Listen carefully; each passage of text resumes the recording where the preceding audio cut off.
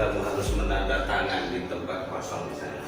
Silakan tanda tangan. Akan kita laksanakan, akan kita tuju ya sebagai menuju budaya bersih, sebagai awal sesuatu yang baru kita semua. Ikhlas kita, ya. Dengan keyakinan kelas kita menghormati nilai-nilai, ya. Itu supaya selamat, ya.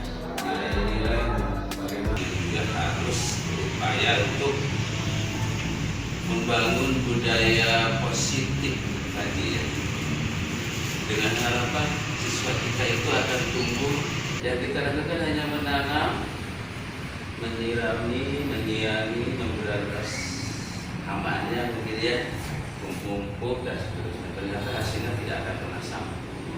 Demikian juga siswa kita di kelas. Kita tidak bisa mendesain siswa seperti keinginan kita. Terbiarkan saja siswa tumbuh berkembang sesuai dengan kodratnya. Kita juga sama, ya, unik dengan karakteristiknya.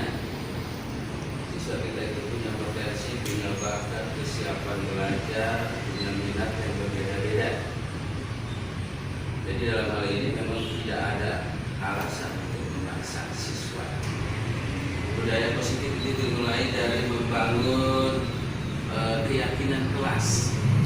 Jadi maksud keyakinan kelas itu pemahaman tentang nilai-nilai yang bersifat besar, gitu ya, yang diyakini oleh semuanya. Misalnya saling menghormati, saling menghargai, menjaga hak orang lain, toleransi, berempati. Nilai-nilai itu sebenarnya semua meyakini, kita meyakini, siswa juga meyakini. Dan nilai-nilai itu memang harus dikembangkan di buku. Jadi pedoman kita guru dan siswa dalam berinteraksi di kelas. Misalnya ketika ada yang melanggar, posisi kita yang paling bagus sebagai apa di sana?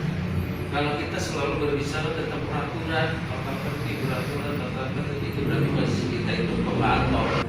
Apa yang terjadi kalau siswa sepertinya tunduk, patuh, tapi dalam jangka pendek hanya karena takut sanksi, ya, takut kena hal-hal konsekuensi lain. Andai kan siswa diawali dengan diajak memahami keyakinan bahwa datang tepat waktu itu bagus, penting, dalam rangka saling menghormati, saling menjaga, disiplin itu penting. Lama-lama keyakinan itu tumbuh, tidak harus selalu dinasihati, ya, atau ditakut-takuti dengan kata-kata.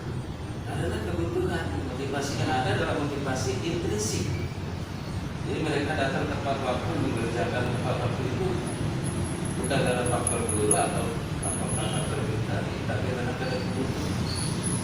Jadi analoginya kalau siswa meyakini nilai-nilai tadi akan tertimbul peraturan untuk pelan-pelan, tidak perlu. Ibarat kalau semua orang sudah meyakini mencuri itu dosa, polisi itu tidak perlu, tidak akan menangkap mencuri, gitu ya, karena orang ini sudah baik-baik. Seperti itulah yang diharapkan di suasana di sekolah. Kita berikan posisi sebagai manajer yang benar. Jadi dibangun rasa. Ingatkan siswa bahwa melanggar itu salah, tapi jangan kita yang menjalankan. Biarkan mereka menemukan sendiri dengan caranya sendiri. Ya, melihat ke dalam, berintrospeksi, oh salah. Saya datang terlambat, salah. Konsekuensinya saya harus menebus kesalahan ini dengan cara bagaimana? Biarkan saja. Jadi kita diberi pertanyaan. Bila ada, apakah kamu akan selalu seperti ini? Apa-apa untuk memperbaiki. Nanti anak akan keluar ide-ide, ya, pernyataan-pernyataan dari dalam dirinya. Nah, itu yang sebenarnya dengan budaya positif. Posisi kita bukan bisa sebagai teman, gitu, bisa sebagai mentor, bukan sebagai tadi untuk monitor. Kalau selalu kita membawa-bawa peraturan, berarti peraturan itu tidak penting, ya. Mungkin ke depan peraturan hanya ada di backup belakang. Atau yang dibangun itu suasana positif, yang keyakinan kelasnya, gitu, supaya anak akan tumbuh betul-betul merdeka. Kalau selalu diintimidasi dan terbuka-buka, ya aspek kemanusiaan dari sisi kemerdekaannya itu tugas. Kita ketika memberi tugas hanya dirasa atau dimotivasi, dirayu, dibujuk, karena jauh lebih efektif daripada diancam-ancam gitu ya. Wah, ini tugas saya belum masuk, Pak, tugas saya yang belum masuk apa.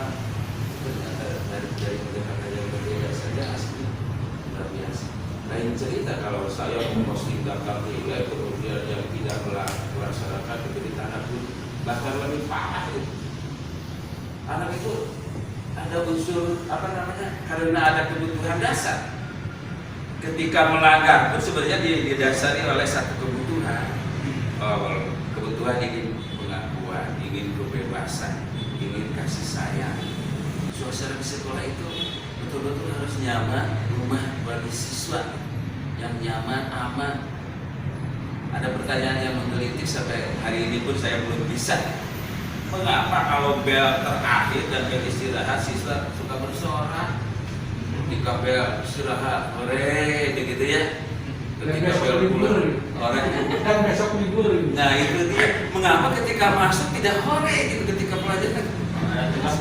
Ada, ya. Gitu. Katanya harusnya gitu. Harusnya pelan-pelan siswa itu dibuat apa namanya, kasmaran belajar, gitu ya. Seolah-olah siswa itu sudah betul-betul kasmaran, ingin selalu belajar. Jadi pada dasarnya kita harus memikirkan bagaimana Nanti apa yang belajar biar kasmaran. Nah, harus pakai hipnotis atau apa ya? Ini sebenarnya jadi sebuah refleksi buat saya.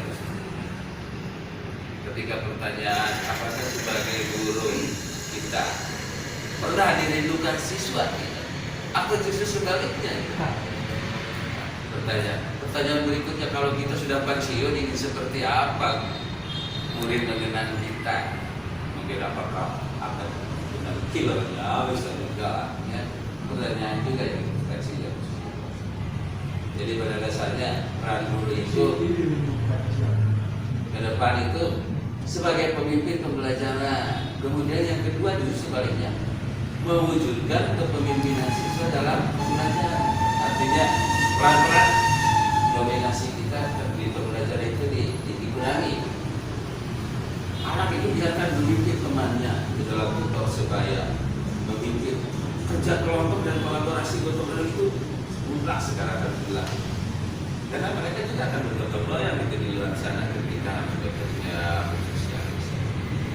Jadi pendekatan individual gitu, mungkin perimbangannya dikurangi. Jadi keyakinan kelas, posisi kita, kontrol kita ketika berhadapan dengan anak yang melanggar peraturan harus diubah mungkin supaya kesan anak terhadap kita sampai akhir tugas kita ini selalu baik.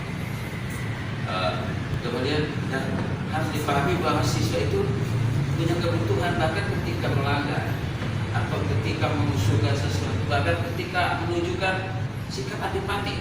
Ini pelajaran saya ke si A, seperti cuek-cuek saja, masih ada sesuatu gitu. Artinya di sini kalau kita sudah mengakomodir sebuah kebutuhan siswa dari berbagai sisi itu, nah, kita sudah ada di track yang benar, on the track. Itu budaya positif. Restitusi itu jadi pendekatan dengan menggunakan posisi kontrol tadi sebagai mentor, manajer, dan siswa pun harus jadi mentor, harus jadi manajer untuk diri sendiri, harus jadi mentor supaya bisa menyelesaikan masalah-masalah lain selain berhubungan dengan pembelajaran. Jadi diharapkannya kemudian tadi analisis kebutuhan dasar. Kebutuhan kita itu seperti kasih sayang, ya, seperti ingin menguasai, seperti ingin kebebasan. Ketika mendeteksi siswa yang bermasalah itu, nah, kebutuhan dasar yang motivasinya apa? Jadi budaya positif itu terutama budaya kita tidak secara psikologis itu siswa itu dibangun rasa percaya dirinya. Jangan ada lagi siswa yang guru terbebani. Itu hal yang sangat mengerikan ketika banyak kasus gitu, efek dari PJJ dan PTM ini karena beban tugas yang berat. Siswa harus mengakhiri hidupnya di rel kereta api. Itu naudzubillah min dzalik. Ada apa ya? Berarti persoalannya siswa merasa tertekan dengan tugas-tugas ini. Siswa merasa ini sudah tidak lagi memenuhi kebutuhan saya, kebutuhan kasih sayang, kebutuhan pengakuan sudah diabaikan.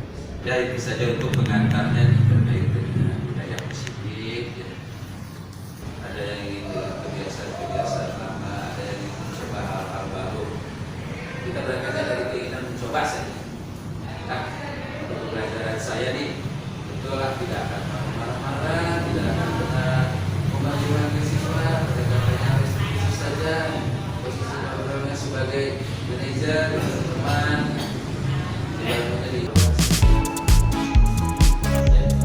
Jadi bapak saya bukan karena saya sedang pendidikan di guru penggerak, tapi karena ada hal yang benar saja. Akhirnya meyakinkan saya pak, nah, salah nanya keyakinan kelas.